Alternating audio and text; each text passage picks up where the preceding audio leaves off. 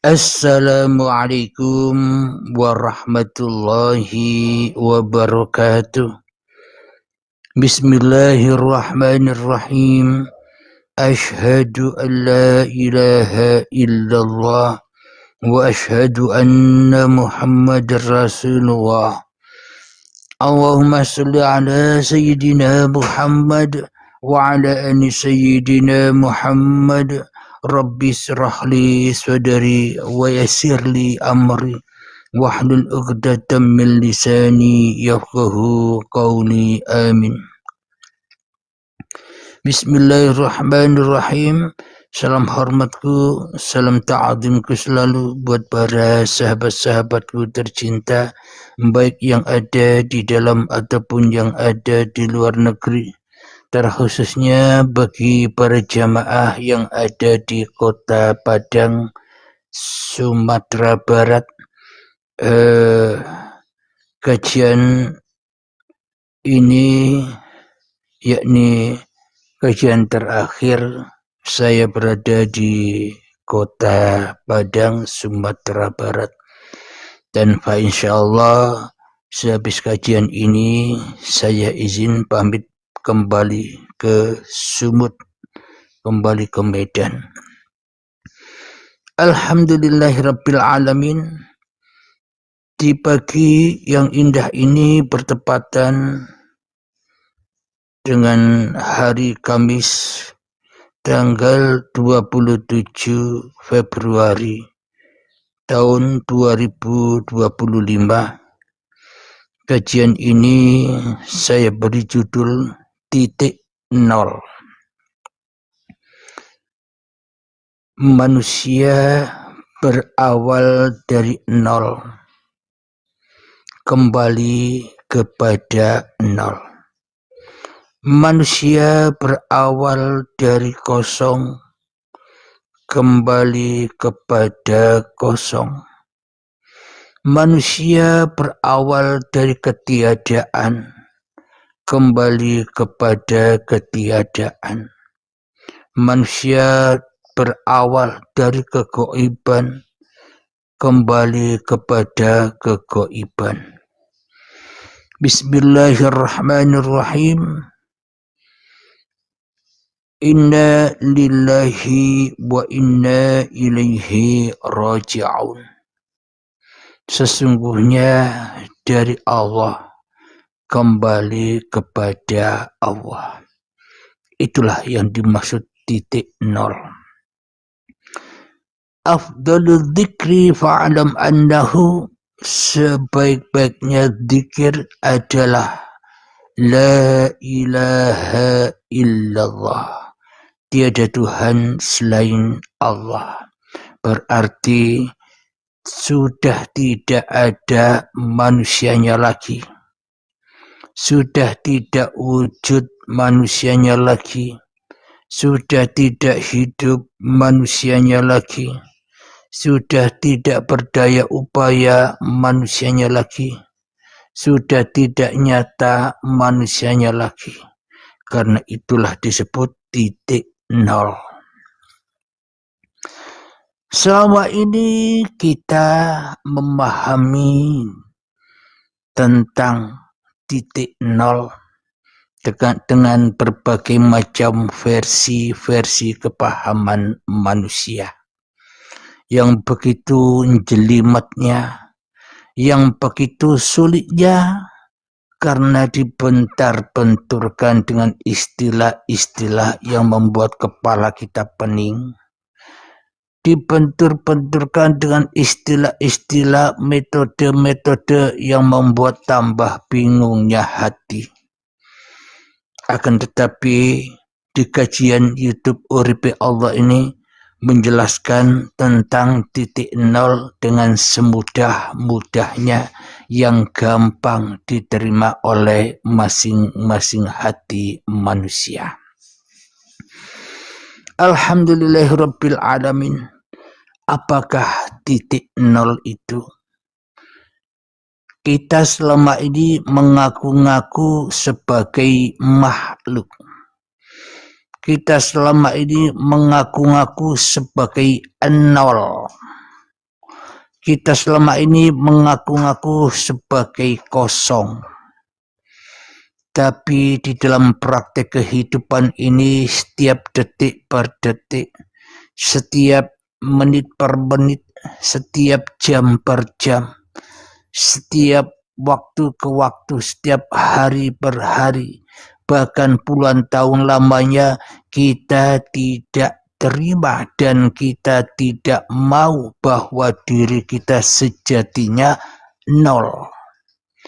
Raga kita sejatinya nol, kosong bila tanpa satu, tanpa hidup. Cobalah kita hayati ketika kita melihat orang yang sudah meninggal dunia. Jasadnya meskipun ada jasadnya tapi nol, tidak berguna.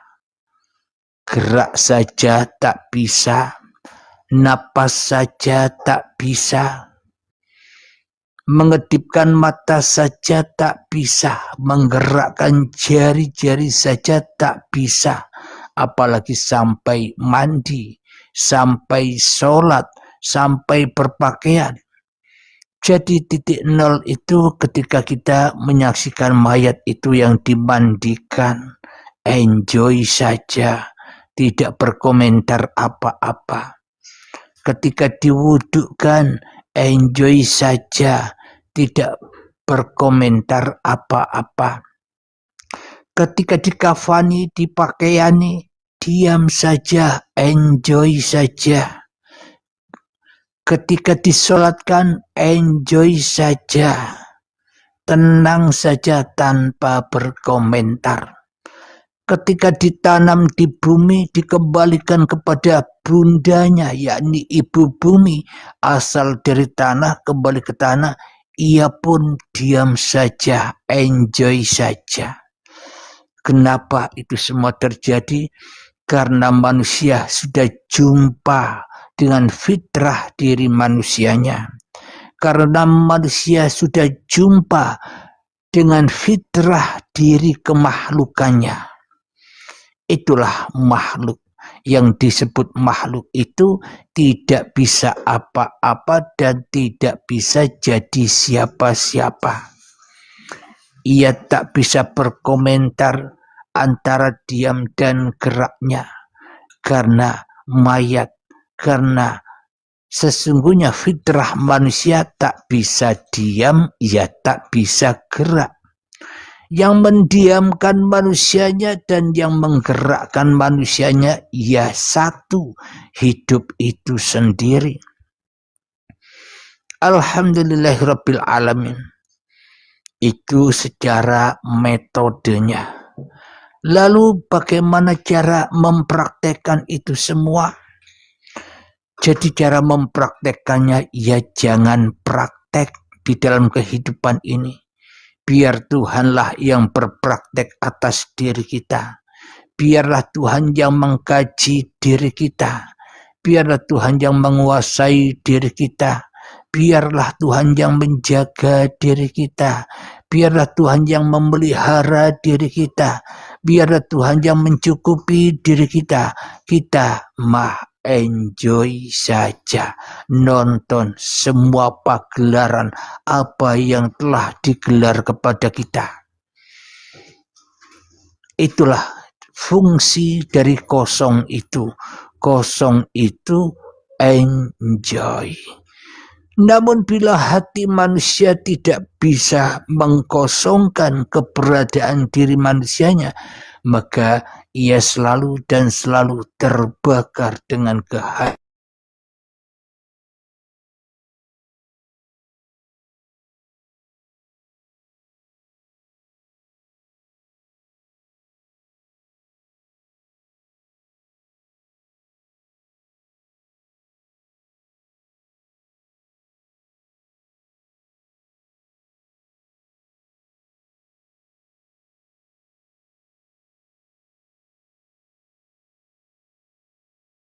Hidupnya dipenuhi dengan api-api majusi, api-api yang selalu membakar diri manusianya dengan urusan-urusan manusianya dengan dunia, dengan urusan manusianya, dengan kepentingan-kepentingan kehormatannya, dengan kepentingan-kepentingan pangkat dan jabatannya, dengan kepentingan-kepentingan kehormatannya. Manusia sibuk dengan api-api majusi. Manusia sibuk mengkumpul-kumpulkan kayu bakar untuk membakar dirinya sendiri. Dibakar terus abad dan abada, dibakar terus puluhan tahun lamanya, hingga waktu yang ditentukan. Kapan waktu yang ditentukan? Ketika manusianya rela, ridho berbaiat, rela, ridho mengembalikan dirinya kepada Tuhannya. Itulah ujung puncak perjalanan manusia. Bagi sahabat-sahabat yang sudah mengikuti bimbingan khusus, yakni bimbingan baiat, berbahagialah, enjoy selalu menghadapi keadaan apapun yang telah diberikan kepada kita. Selalu enjoy menatapi kehidupan, karena Anda sudah diberi kesempatan oleh Allah di dalam kehidupan ini untuk hijrah dari neraka ke surga, hijrah dari kemanusiaan kepada lillah, hijrah dari alam kegelapan kepada alam yang terang benderang. Itulah indahnya kosong dan isi. Ketika hati kita masih belum bisa dikosongkan dari pernak-perniknya hawa nafsu, maka hidup tak akan pernah bisa tenang, hidup tak akan pernah bisa bahagia, hidup tak akan pernah bisa berdamai dengan keadaan, berdamai dengan kehidupan, berdamai dengan manusia, karena dengan diri manusianya sendiri belum berdamai, apalagi berdamai dengan Tuhannya. Namun bila manusianya memahami fitrah diri manusianya, memahami bahwa dirinya adalah hanyalah makhluk, memahami bahwa dirinya hanyalah kosong, yang mana kekosongan ini akan diisi oleh ayat-ayat Tuhan. Buku yang kosong, yang suci akan ditulis ayat-ayat Tuhan. Namun selama ini kita tidak menerima bila apapun yang terjadi pada diri kita itu adalah ayat-ayat Tuhan. Karena kita sudah mengotori kekosongan ini, karena kita sudah mengoret-oret, merusak buku yang bersih, suci, putih, kita kotori dengan tulisan, kita kotori dengan ayat-ayat hawa nafsu kita. Sehingga itulah rapot kita akhirnya menjadi merah semua. Ibadah kita merah, sholat kita merah nilainya, bahkan kehidupan kita pun juga merah nilainya. Pandangan mata kita merah nilainya. Pendengaran telinga kita merah nilainya. Pikiran-pikiran yang kita keluarkan merah nilainya. Perasaan yang kita rasakan merah nilainya. Kenapa kok bisa jadi merah? Itulah merahnya, mendidihnya hawa nafsu kita sendiri. Sehingga kita selama ini hanya mengkumpul-kumpulkan bahan bakarnya neraka. Apa itu bahan bakarnya neraka? Yakni manusia dan hati yang keras melebihi kerasnya batu. Jadi hati yang tidak mau dikuasai oleh Tuhan.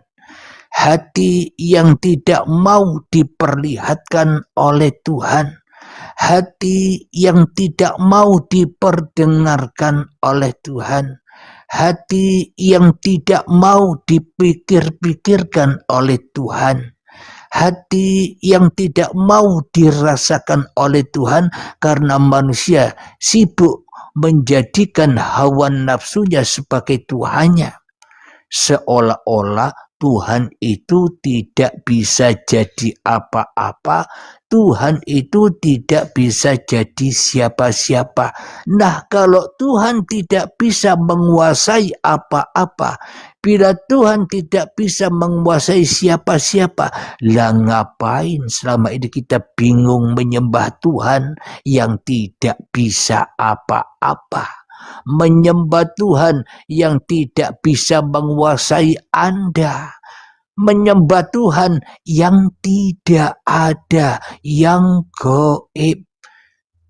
Itulah kita selama ini hanya berhayal-hayal tentang Tuhan, padahal sudah jadi Tuhan, sudah menyaingi keberadaan Tuhan, sudah wujud seperti Tuhan, sudah hidup seperti Tuhan, sudah mendengar seperti Tuhan, sudah melihat seperti Tuhan, sudah bisa berkata-kata seperti Tuhan, tapi kok masih mencari Tuhan, padahal sudah ngaku-ngaku jadi Tuhan, yakni mengambil sifat-sifatnya Tuhan. Tapi kita disibukkan, dibingungkan mencari Tuhan, karena kita selama ini hidup di dalam hayalan saja. Jadi yang dimaksud titik nol itu adalah diri kita. Dari nol, dari diri kita, maka terpancarlah langit dan bumi. Dari diri kita, dari nol, dari kosong, terdengarlah kisah-kisah pagelaran antara langit dan bumi. Kita bisa merasakan antara langit dan bumi, yakni merasakan kehidupan ini. Anda berada di antara langit dan bumi. Anda di atasnya bumi, bukan di dalam bumi. Di atasnya bumi, berjalan di atas bumi. Itulah manusia sebagai isi dari alam kosong ini, yakni isi dalam sebuah pagelaran Tuhan. Maka yang dimaksud isi dan kosong adalah enjoy saja. Semoga Anda semua bisa enjoy, dan saya pamit dulu. Berhubung sudah jam 9 lebih, mau check out dari hotel. Mohon doanya agar diberi keselamatan, kelancaran di dalam kami kembali ke Medan, ke Sumatera Utara, dan semoga kita semua senantiasa selalu di dalam kebahagiaan dan selalu enjoy menatapi kehidupan ini. Dan akhir kalam, assalamualaikum warahmatullahi wabarakatuh. Selamat tinggal Kota Padang. Sehari-hari Engkau telah menjadi sejarah kehidupan kami, dan kita bertemu lagi di kota Medan atau di Langkat. Insyaallah lusa atau awal Ramadan kita bisa gaji kembali. Assalamualaikum warahmatullahi wabarakatuh. Terima kasih atas doa-doanya. Hati-hati di jalan. Terima kasih Abangku Malaka.